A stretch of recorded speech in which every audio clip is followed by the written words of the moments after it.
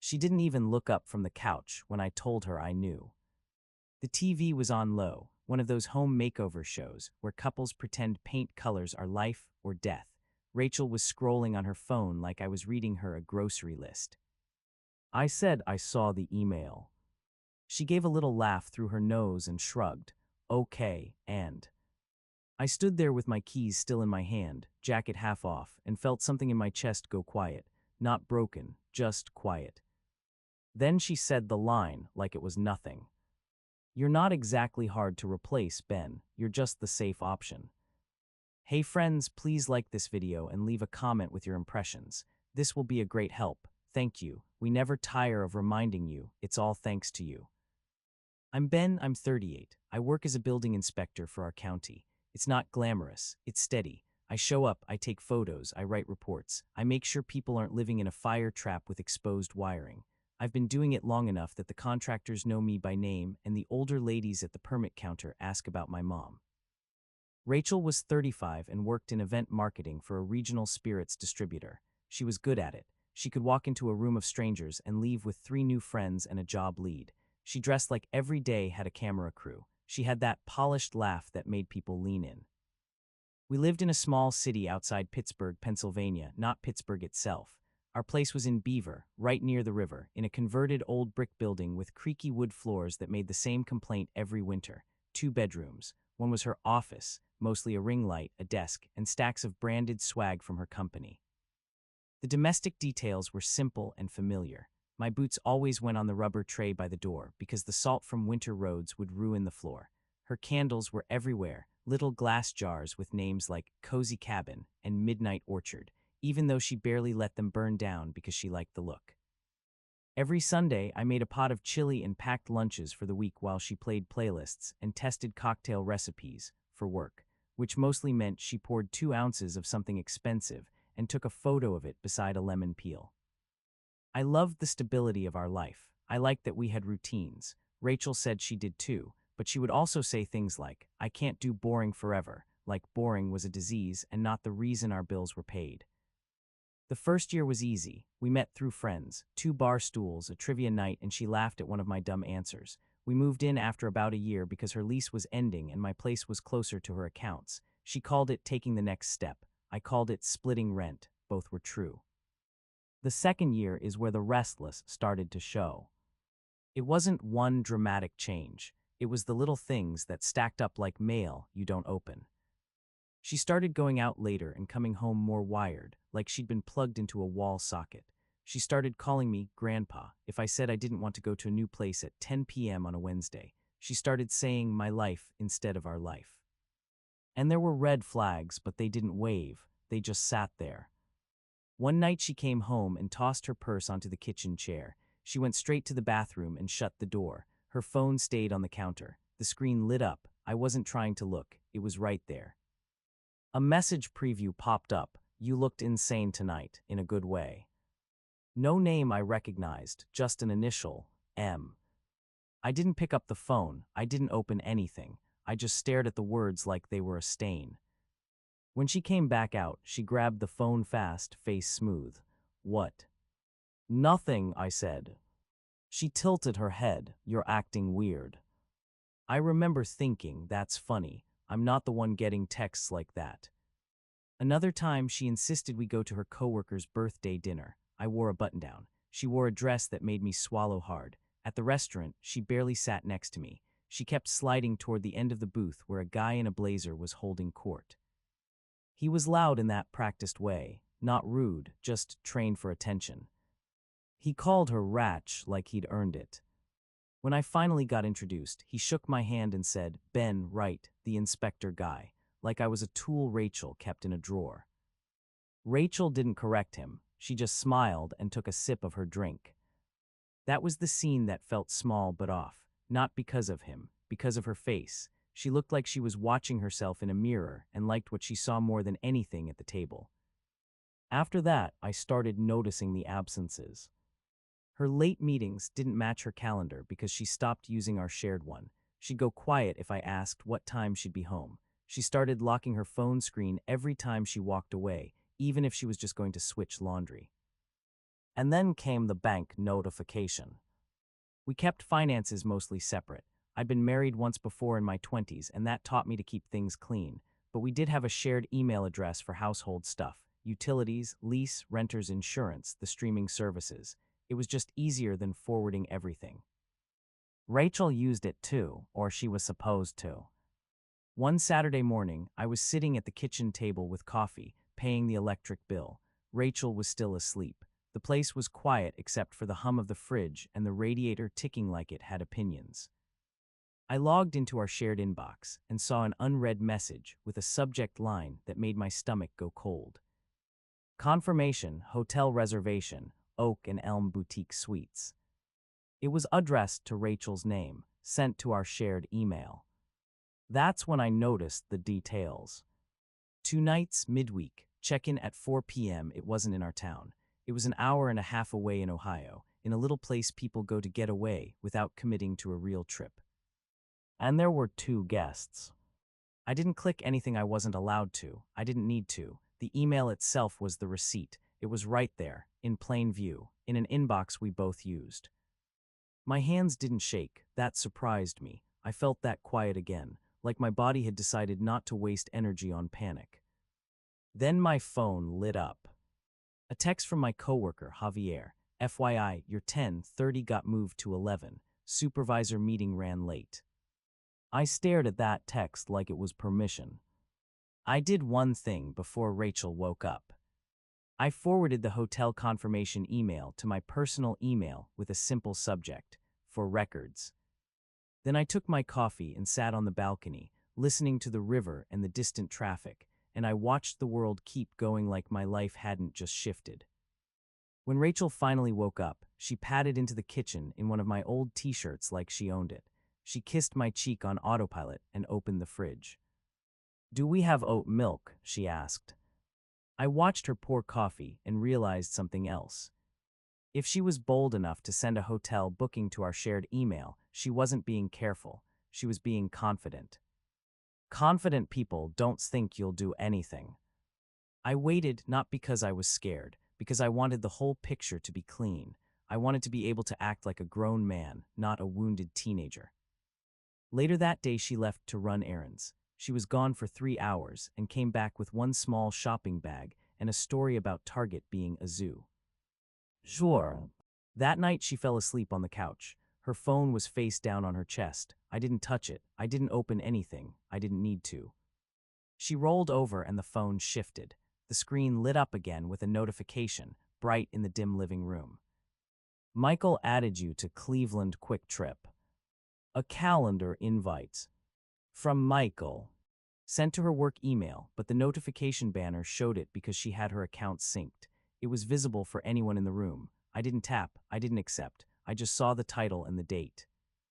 Cleveland midweek, 2 nights, same dates as the hotel. My mind did a slow, calm math problem. So M wasn't a mystery initial. It was Michael, the blazer guy from dinner, her coworker. I went to bed and stared at the ceiling until my eyes got tired. The next morning, I did the quiet power thing people only think they'll do until they have to. I made a plans. First, I opened a new checking account at my bank on my lunch break, separate from our shared expenses. Then I changed my direct deposit to go there. I didn't touch her money. I didn't freeze anything. I didn't teach her a lesson. I just moved mine. Second, I pulled up the lease. Both our names were on it. We had 7 months left. The security deposit was split. The rent came out of my account and she reimbursed me by Venmo.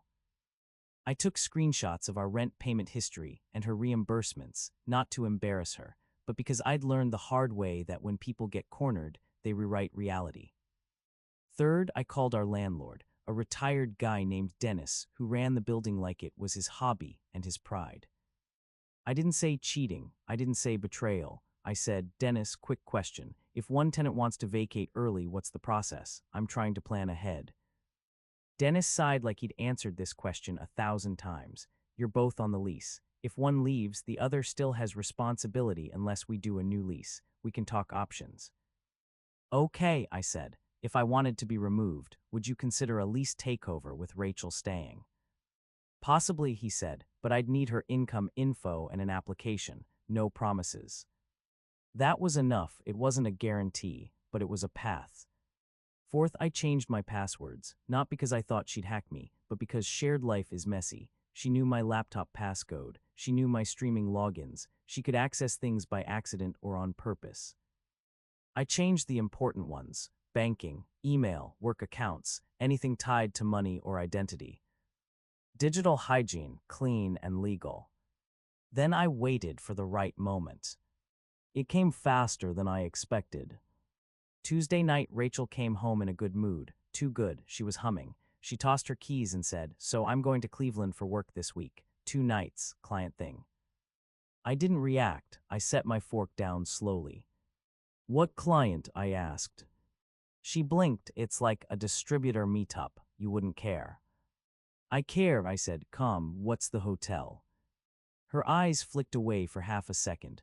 "I don't know. My company booked it." I nodded like I believed her. Then I said, "Rachel, we share an inbox." Her face tightened. "What are you talking about?" "I saw the confirmation," I said. "Oak and Elm." She stared at me for a beat, then she scoffed. "So you're going through my email now?" "I was paying the bills," I said. "It was in the shared email. You sent it there."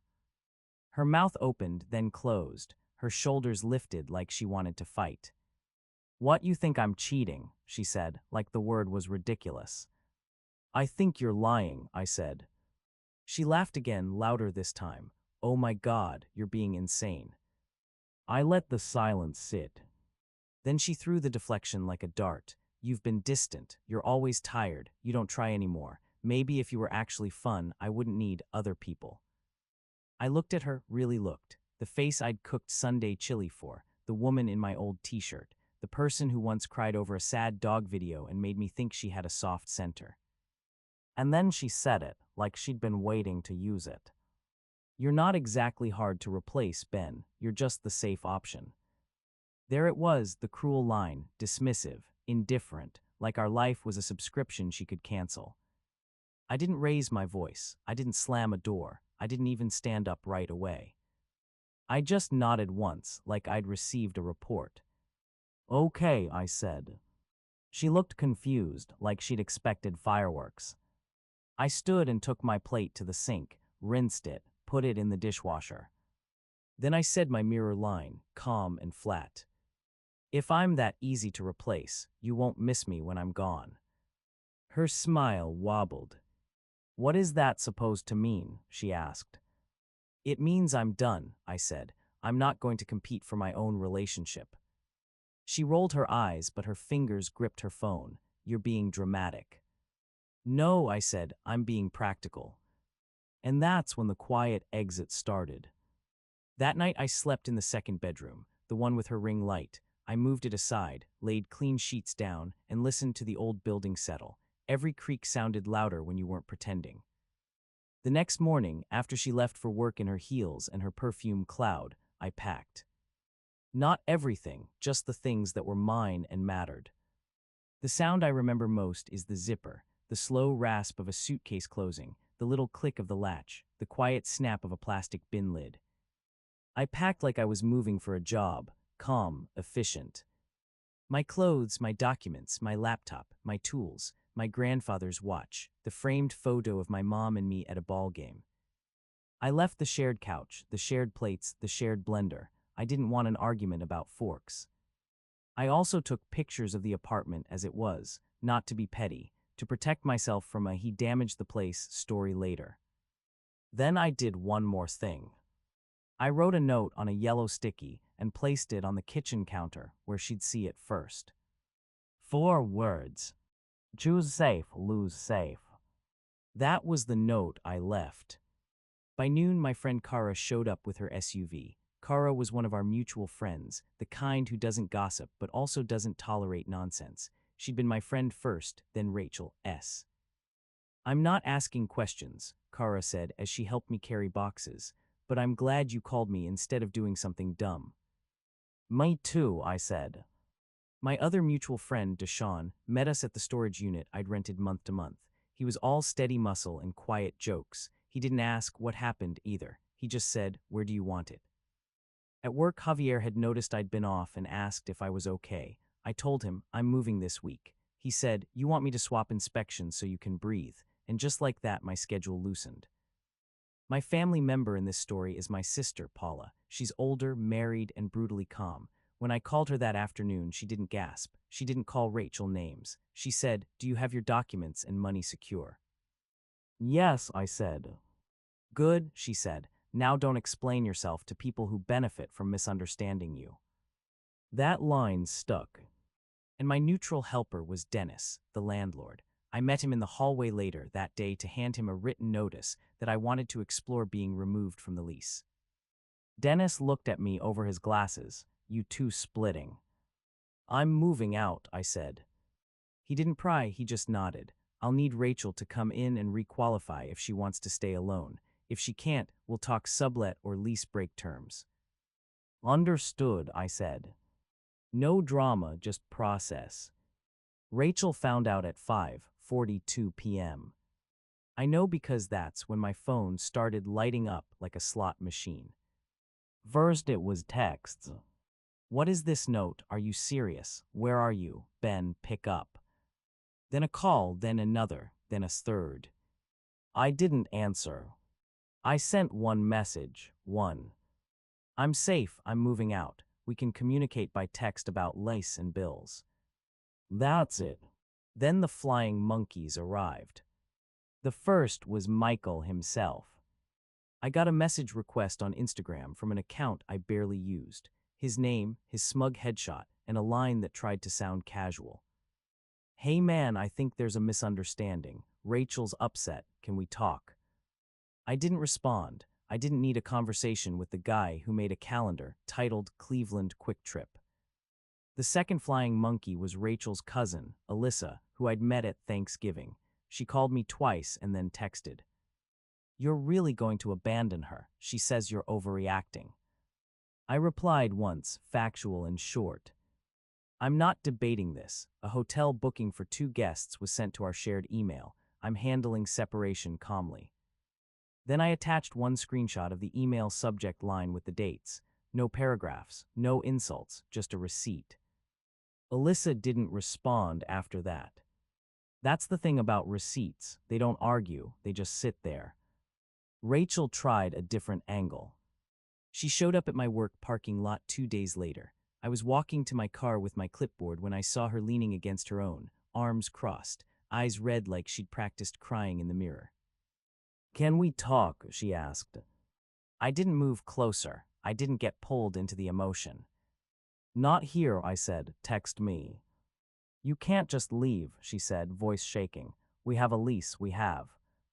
We have logistics, I said. That's what we have. She flinched like I'd slapped her with a spreadsheet. I made a mistake, she said. I looked at her and waited, because people who are sorry usually say what they did. People who are panicking usually just say the word mistake. She swallowed. I was confused. I felt invisible. You weren't invisible, I said. You were bored. Her eyes flashed. So you're punishing me. I'm protecting myself, I said. There's a difference. She stepped closer. You're really going to throw everything away because of a stupid email. It wasn't just the email, I said. It was you laughing. It was you calling me the safe option. She opened her mouth, then shut it. I took my keys out. The metal was cold. We can sort the lease, I said. I'll cover my share through the end of the month. After that, Dennis needs you to requalify or we'll find a replacement tenant. That's the plan. Her voice got small. Where are you even staying? With my sister for a week, I said. Then I have a place lined up. You already planned that, she said, like it was betrayal. I planned because you were planning too, I said. And I left. The next part is boring, which is exactly why it worked. I sent Dennis an email confirming my move-out date and asking for the exact steps to remove my name if Rachel requalified. Paper trail. I canceled my portion of the renter's insurance and opened a new policy for wherever I'd land. Clean. I updated my mailing address with the post office. I switched my work HR file. I separated the streaming services by simply logging out on the TV and changing the password. No yelling, just clicks. I also went through the apartment expenses and made a simple list: electric, gas, internet. I paid my portion through the last day I lived there and sent Rachel the final numbers with screenshots of the bills. She tried to bait me into emotional conversations. You were never romantic. You always cared more about rules than feelings. I didn't even do anything physical. I didn't take the bait. I replied with the same sentence every time. I'm not arguing, I'm completing separation. By the end of the week, Dennis told me Rachel couldn't qualify a loan. Her base pay wasn't enough without my income on the application, and her commission wasn't consistent enough for his comfort. So the apartment was going to have to change. Rachel suddenly got very focused on working it out. Funny how that happens when the rent is due. She asked if we could reset, go to counseling, start over. She said she'd block Michael. She said she'd quit her job if she had to. I didn't believe half of it, but even if it was all true, it didn't matter. Because the thing she broke wasn't my trust in her effort, it was my trust in her respect. And you can't negotiate respect back into existence. We ended up doing a lease break, which was expensive but clean. We split the fee according to what the lease required, and I paid my share without drama because I wanted the door closed. I moved into a small duplex in a quieter neighborhood in New Brighton. Not trendy, not Instagram cute, but it had a little porch, a washer and dryer that didn't require quarters, and a neighbor who waved like he meant it. The first night in my new place, I sat on the floor because my couch hadn't arrived yet. I ate takeout out of the container. The air smelled like fresh paint and cardboard. And the silence felt good. That's when the time skip starts. Over the next few months, my routine changed in small, steady ways. I started going to the gym 3 mornings a week, not to become a different person, but to burn off the adrenaline my body had stored. I took a weekend woodworking class at the community college because I'd always wanted to learn how to build something that didn't involve permits. At work, I asked for a specialized certification that would let me handle more complex inspections. It was more responsibility, but it came with a bump in pay. My supervisor approved it because I was reliable, the same word Rachel used like an insult. I spent less time trying to be fun and more time being calm. Kara invited me over for dinner once a week for a while, just to keep me from eating alone every night. Deshaun dragged me to a Sunday morning pickup basketball game where half the guys were terrible and nobody cared. Javier kept checking in with short texts like, "You good?" and I'd answer, "Yeah," and mean it. The peace wasn't flashy, it was steady. Rachel didn't disappear, though. She hovered at the edges. She'd send a random text, "I saw a movie you'd like," or "I found one of your socks," or "I miss how safe I felt." That last one made me laugh once in my kitchen, alone, not because it was funny, because it was so predictable. 6 months after I moved out, my phone lit up with her name at 9:13 p.m. on a Thursday. I stared at it for a full minute before answering with a simple, "What's up?"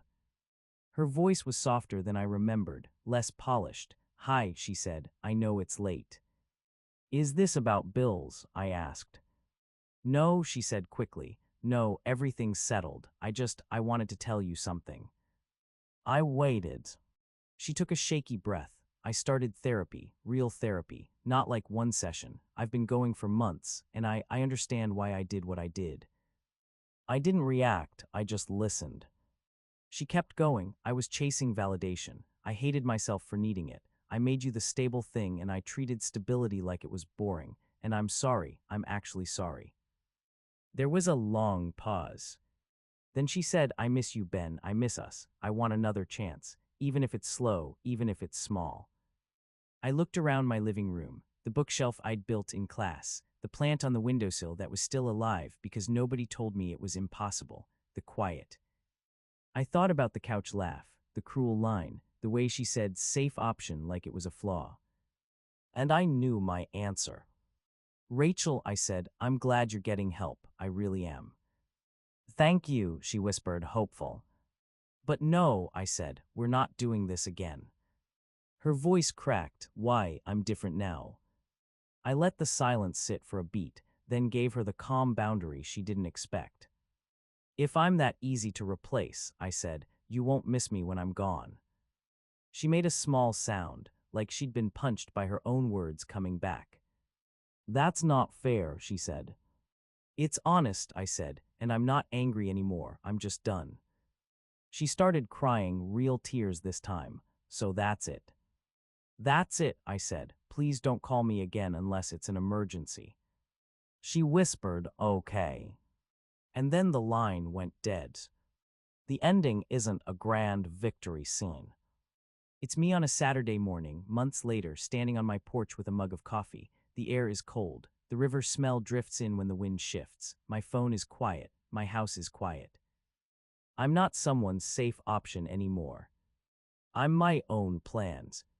And for the first time in a long time, that feels like enough.